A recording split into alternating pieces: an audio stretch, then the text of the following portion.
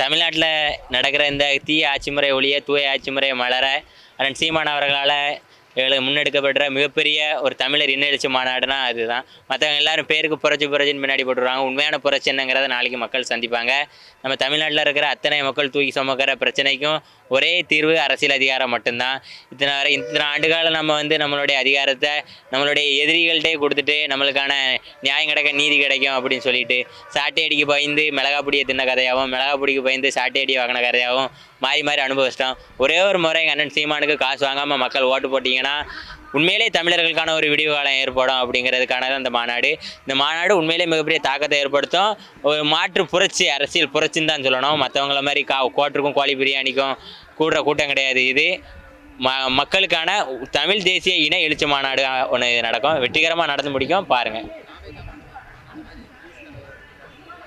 அந்த அவங்க கூட போய் ஒன்றுமே ஜெகண்டா அது ஒரு கோமாளி கூட்டம், கையை கடிச்சிக்கிட்டு கிடக்கும், போலீஸ்காரனை கல்ல உண்டு எரியும். அதில் நம்ம பாருங்கள், காவல்துறை எப்படி பொண்ணம் போல் பூவம் போல் உட்காந்துட்டு போவாங்க. அவங்களுக்கு எந்த வேலையும் இருக்காது. ஏன்னா மக்கள் இராணுவம் அண்ணன் சீமான் கட்டமைச்சு வச்சுருக்கிறது. அதனால் அவங்க வருவாங்க, உட்காருவாங்க, மாநாடு முடியும், நாற்காலியை தூக்கி போட்டு அப்படி அடுக்கி வச்சுட்டு போவாங்க. இது அண்ணன் ஒரு இராணுவ கட்டமைப்பை உருவாக்கி வச்சுருக்கிறாரு. தற்கொலைகள் கூட்டத்துக்கு விசிலடிக்க தெரியும், தியேட்டருக்கு போனால் படம் வந்துட்டு அதை தவிர்த்து ஒன்று தெரியாது. டிவிக்கேன்னு கற்று தெரியும். அவங்களையும் நம்மளையும் கம்பேர் பண்ணுறது வானத்துக்கும் மடுவுக்கும் முடிச்சு போடுறதம்மா கதை. அதனால் கிறிஸ் தடவை குரூப் நம்ம குரூப் கிடையாது. ஆனால் சீமான் அவர்கள் எப்படி பின் ஸ்டாப் சைலண்ட் ஒரு ஹெட் மாஸ்டராக கண்டா பிள்ளைங்க எப்படி அமைதியாக இருப்பாங்களோ அந்த மாதிரி நாளைக்கு கூட்டத்தை நம்ம மக்கள் எப்படி கழிச்சிட்டு போகிறாங்க.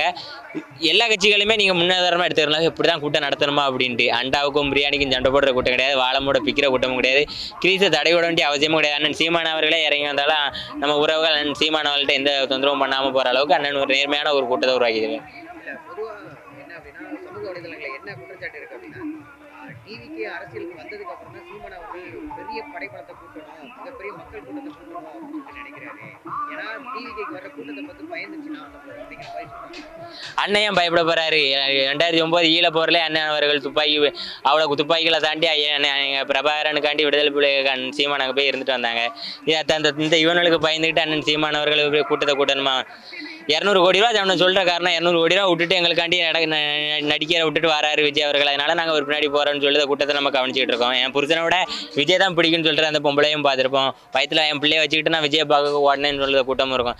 இந்த கூட்டத்தை கூட போய் அண்ணன் சீமான் அவர்கள் அந்த கூட்டம் எங்களுக்கு வேண்டாம் அப்படின்ட்டு அண்ணன் சீமான் அவர்கள் நீ 200 கோடி சம்பளத்தை விட்டுட்டு வரியா? அவர் எங்களுக்காண்டி 200க்கு மேலே வழக்குகளை வாங்கி எங்களுக்கால காலத்தில் நிற்கிறாரு. அவரை நாங்கள் எப்படி விட்டுட்டு போவோம்? அவருக்கு போட்டியாக நாங்கள் இந்த கூட்டத்தை எடுக்கணும்னு நினைக்கிறது அவசியமே கிடையாது. காமராஜரையாவும் இதேமாரி தான் மேடையில் பேசிகிட்டு இருக்கும்போது எம்ஜிஆரை பக்கம் கூட்டம் வந்துச்சு. இன்றைக்கி காமராஜரையாவை நம்ம மனசில் எந்த இடத்துல வச்சுட்டு இருக்கோம், எம்ஜிஆர் எந்த இடத்துல வச்சுட்டு இருக்கோங்கிறது நம்ம எல்லாருக்குமே தெரியும். அதனால் நாங்கள் காமராஜர் மாதிரி ஒரு ஆட்சியை கொடுப்போம் அப்படின்னு அண்ணன் சீமான் சொல்கிறாரு. அவர் நான் எம்ஜிஆர் மாதிரி ஆட்சி, அந்த ஆட்சி தேவையில்லை, மக்கள் யாருமே கேட்கல. கலைஞர் பிள்ளையே நாங்கள் காமராஜர் ஆட்சியை கொடுப்போம் அப்படி தான் சொல்லிட்டு இருக்காங்க. எங்களுக்கு காமராஜர் ஆட்சியை எங்கள் அண்ணன் தரதே காத்துட்டு இருக்காரு.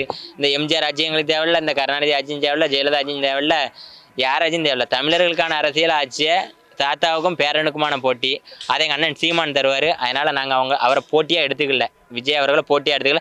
மீடியா சப்போர்ட் இருக்குது. இப்போ நீங்கள் இதை கேள்வியாக கேட்குறதுனால விஜய் தமிழில் வச்சா நிறைய பேர் பார்ப்பாங்கங்கிறதுக்கு வேணால் அவரை பற்றி விஜய் பிறப்பிட்டார், விஜய் குளித்தார், விஜய் கழுவுனார், அதை வேணால் நம்ம வச்சுக்கலாமே தவிர வியூஸ் வேணா வச்சுக்கலாம், ஓட்டலாம். சன்னி லியோன் வந்தாலும் கூட்டம் கூடும், நயன்தாரா வந்தாலும் கூட்டம் கூடும். படத்தில் நடிச்சிட்டாருங்கிறதுக்காண்டியே முதலமைச்சர் ஆக்கி விடணும்னா அடுத்து சிவகார்த்திகேயன் கிளம்பி வருவார், அடுத்து பிரதீப் ரங்கநாதன் கிளம்பி வருவார். ஓட்டு போடுவீங்களா? என் மக்கள்கிட்ட நான் கேட்குறேன், மக்கள்கிட்ட ஓட்டு கேட்குறேன். இப்போ விஜய் நீங்கள் முதலமைச்சர் ஆக்கிட்டீங்க, அடுத்து யாரும் உங்களுக்காண்டி போராடுறதுக்கு முன்னாருவா? சிவகார்த்திகேயன் நானும் நல்ல படம் நடிச்சிட்டேன்பா உங்களுக்காண்டி, உங்களுக்கு சேவை செய்யணும்னு கிளம்பி கட்சி ஆரம்பிப்பாரா மாட்டாரா விஜய் முதலமைச்சரானா? பிரதீப் ரங்கநாதன் முதலமைச்சர் ஆவாரா மாட்டார்? அப்போ மக்கள் எல்லாருக்கும் இன்னொரு தவறான வழிகாட்டுதலை நம்ம மக்களே உருவாக்கி கொடுத்த மாதிரி ஆயிரும். எம்ஜிஆர் இருந்த காலகட்டம் வேறு, இப்போ விஜய் இருக்கிற காலகட்டம் வேறு. எம்ஜிஆரையும் விஜயை நீங்கள் முடிச்சு போட வேண்டிய அவசியம் இல்லை. என் மக்கள் தெளிவாக இருக்கிறாங்க. எவன் மக்களுக்காக களத்தில் நிற்கிறான், எவன் எந்த இடத்துல நிற்கிறான். 41 பேர் செத்தனைக்கு கூட உங்களுக்காக நிற்காதவன் உங்களுக்காண்டி அடுத்து நிற்பாங்கிறத எந்த வகையில் நம்புறீங்கிறது என் மக்கள் அந்தளவுக்கு முட்டாப்பைய மக்கள் கிடையாது. அதனால் இந்த திராவிட போதையும், திரை போதையும், மது போதையும், மாது எல்லாத்தையும் ஒரு தூய தேசிய அரசியலை உருவாக்கி வச்சிருக்காரு எங்கள் அண்ணன். அதுக்கான கூட்டம் தான் இந்த தமிழகத்தில் களத்தில் ஒரு மாற்றத்தை உண்டு பண்ணோம். அதை நாளைக்கு நீங்கள் பார்ப்பீங்க. இல்லை, பொதுவாக திமுகவை எதிர்த்து வர கமலஹாசனாக இருக்கட்டும், தேமுதிகவாக இருக்கட்டும், இன்னும் பல கட்சிகள் எல்லாமே திரும்பவும் திமுக கிட்டே போயிருக்காங்க. இப்போ சமீபத்தில் திமுக இணைஞ்சிருக்காங்க. ஓபிஎஸ் அவர்கள் கூட பார்த்துருக்காங்க, நீங்கள் இணையில போய் பார்த்துருக்காங்க. இருக்காங்க. இப்படி இவங்களாம் இணைஞ்சிட்டு இருக்காங்க, இது எப்படி பார்க்குறீங்க? அதான் சொல்லுதோம்ல, மக்களுக்கு உண்மையா இருக்கிற தலைவர்கள் இங்க நம்ம அவங்க நம்பிக்கைக்கு அவர் கூட்டணியை உருவாக்கிடுதாங்க. நீ கூட்டணிக்கு போனோம்னா எதுக்கு தனி கட்சி ஆரம்பிச்ச?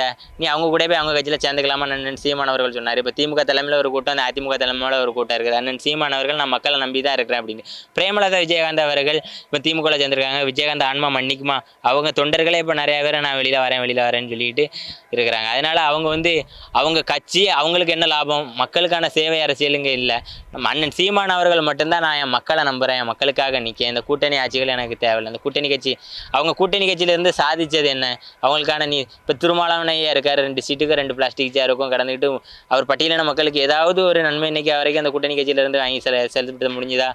நான் தனிச்சு நின்று என் உயரத்தை காமிச்சிட்டு போகிறேன். கூட்டணியில் அடுத்தவன் தோல் மேலே ஏறி நின்று நான் அப்படி உயரத்தை காமிக்கணும்னு அவசியம் கிடையாது. எங்கள் அண்ணன் சீமான் சொல்லிட்டாரு. எங்கள் அண்ணனுக்கு உறுதுணையாக நாங்கள் இருக்கோம். எங்களை மாதிரி என் பிள்ளைகள் நிறையா இருக்கிறாங்க. கூட்டணி கட்சிகள் என்னென்ன செஞ்சுருக்காங்கங்கிறத மக்கள் களத்தில் அனுபவிக்கிறாங்க. கூட்டணிக்கு போனவன் கட்சி என்ன ஆயிருக்குங்கிறதே மக்களுக்கு நேரில் பார்த்துருக்காங்க. விஜயகாந்த் ஐயாவோட எழுச்சி எங்கே இருந்தது, வீழ்ச்சி எங்கே இருந்ததுங்கிறது மக்களுக்கு தெரியும். திருமாவளவன் ஐயா இன்னைக்கு கூட்டணி கட்சியிலேருந்து அவர் கட்சி காணாமல் போனதுங்கிறது மக்களுக்கு தெரியும். தனிச்சு நின்று உயரத்தை காமிக்கக்கூடிய ஒரே இடத்துல இருக்கிறது அண்ணன் சீமான் அவர்கள் மட்டும்தான். தனிச்சு நின்று 2024 இந்த களத்துக்கும் அந்த தேர்தலுக்கும் சம்மந்தம் இல்லாத ஒரு கட்சி 36 லட்சம் ஓட்டு வாங்கியிருக்குன்னா எங்கள் அண்ணன் சீமான் அவர்கள். அது தனிச்சு நின்று அந்த நம்பிக்கையை மக்கள்கிட்ட வாங்கியிருக்கிறாரு. திமுக இன்னைக்கு தனிச்சு நின்று ஜெயிக்க முடியுமா? காசு கொடுக்காம ஜெயிக்க முடியுமா? கூட்டணிங்கிறது ஒரு பூச்சாண்டி தான். அந்த கூட்டணி பூச்சாண்டிக்கெலாம் நாங்கள் பயப்பட ஆளும் கிடையாது. இந்த கூட்டத்தை பார்த்து பயப்பட ஆளும் கிடையாது. எங்ககிட்ட இருக்க கொள்கைக்கு முன்னாடி எவனும் எதிர் நிற்க முடியாது. அது ரசிகன் நடிகனாக இருந்தாலும் சரி, 50 வருஷம் இது கண்ட கட்சியாக இருந்தாலும் சரி, எங்கள் கொள்கை தான் எங்களுக்கு தோணை. அந்த கொள்கையை எங்கள் மக்கள் தேடி வருவாங்க.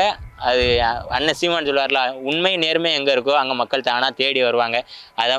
அந்த கூட்டத்தை நாளைக்கு தேடி வர கூட்டத்தை நீங்கள் பாருங்கள் 26ல். அது எவ்வளோ பெரிய எழுச்சியாக இருக்குங்கிறதையும் பாருங்கள். இந்த திராவிட கட்சிகளுக்கும் தேசிய கட்சிகளுக்கும் இந்த அரசியல் சினிமா பைத்தியமாக சுற்றிக்கிட்டு இருக்கானுங்களா, அவங்களுக்கு ஒரு சம்மட்டி அடிக்க போகிறது இந்த கூட்டம் தான்.